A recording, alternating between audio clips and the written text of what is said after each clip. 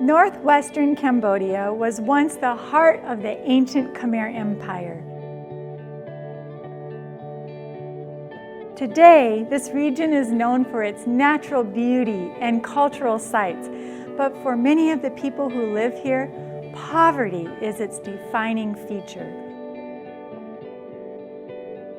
1 out of every 3 people in the Cambodian countryside lives on just a few dollars a day.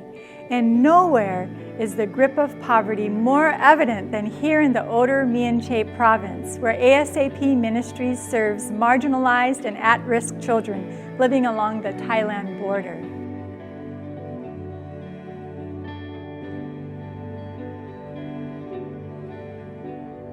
Every day in border towns like Samrong, scores of Cambodians cross into Thailand for work, lured by the promise of higher wages. Some of them cross the border voluntarily, but many are taken against their will by human traffickers. While globally more than 1/3 of trafficking victims are children, the percentage may be even higher in countries like Cambodia.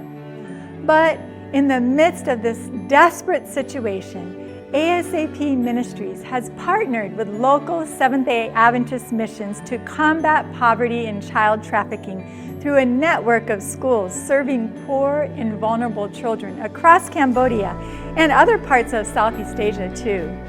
Here, thanks to the ministry of dedicated teachers, at-risk young people are finding hope and new opportunities. This is ASAP Ministries' Mission Matters.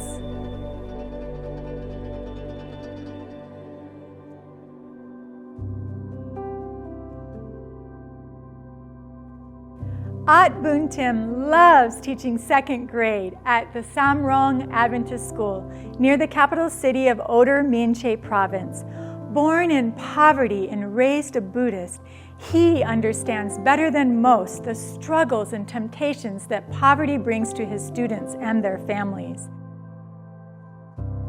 I enjoyed getting to know him at the recent ASAP Missionary training event, and I felt so honored to hear his amazing journey from marginalized to missionary.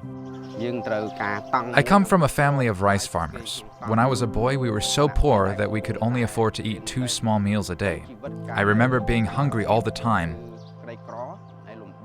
There were holes in the roof of our house, and when it rained, we got wet and couldn't sleep. Then we would have to get up at 2 a.m. to go to work in the rice fields. I was so tired of my life.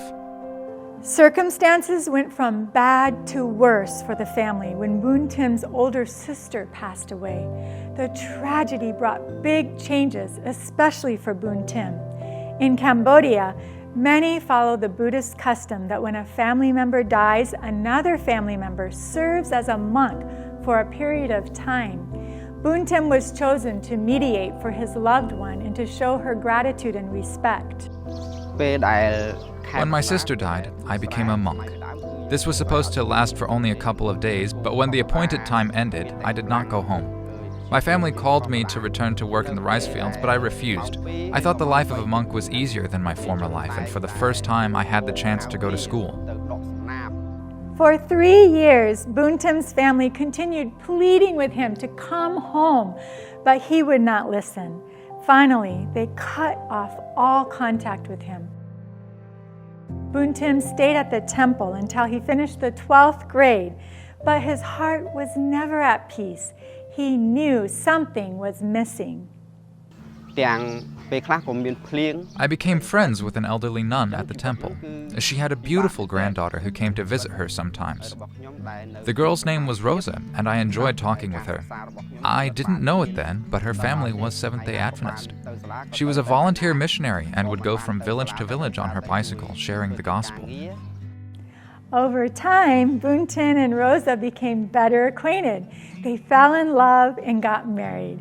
And through Rosa's influence, Bunthim accepted Jesus as his Savior, and he joined the Seventh-day Adventist Church. But something still troubled him.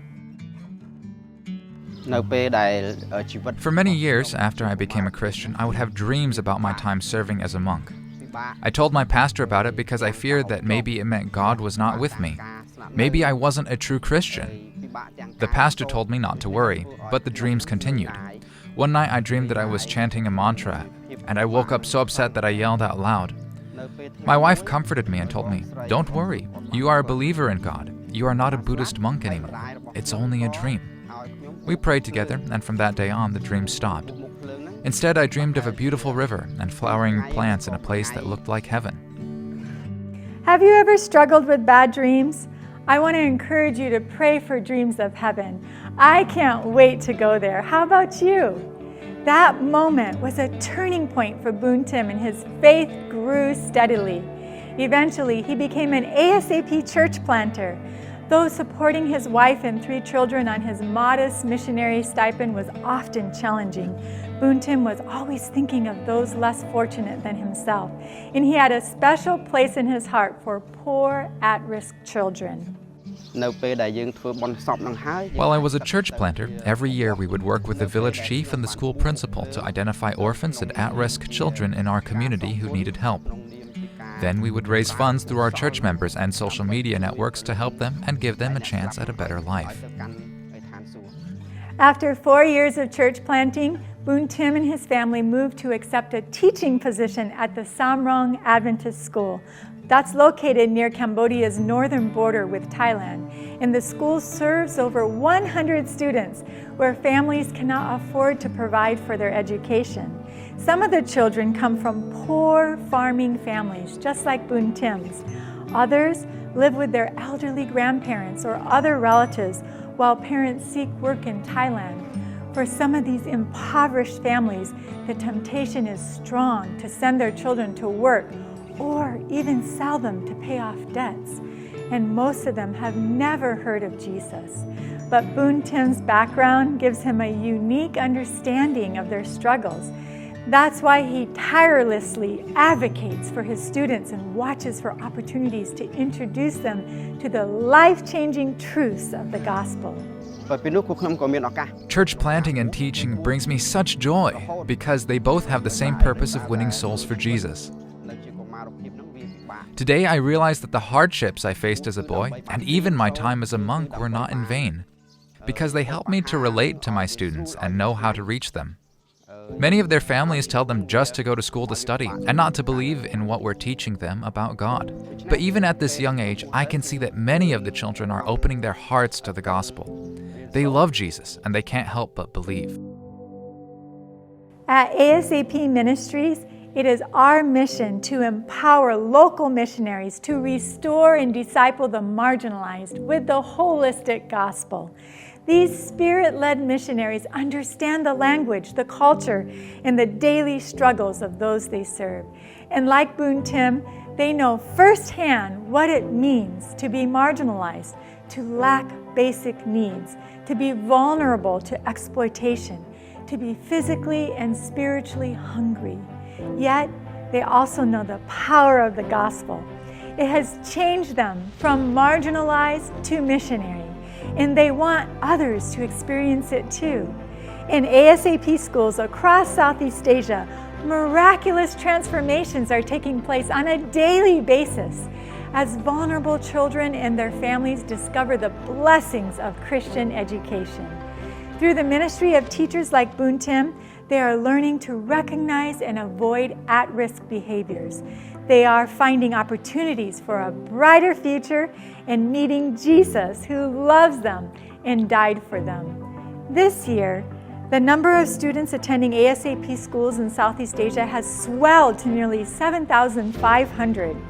Education is the largest expense in ASAP's annual budget, and the cost of operating our mission schools only continues to increase.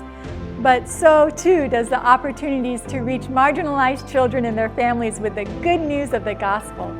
That's why today I'm asking you to give a special gift to ASAP's Education Fund.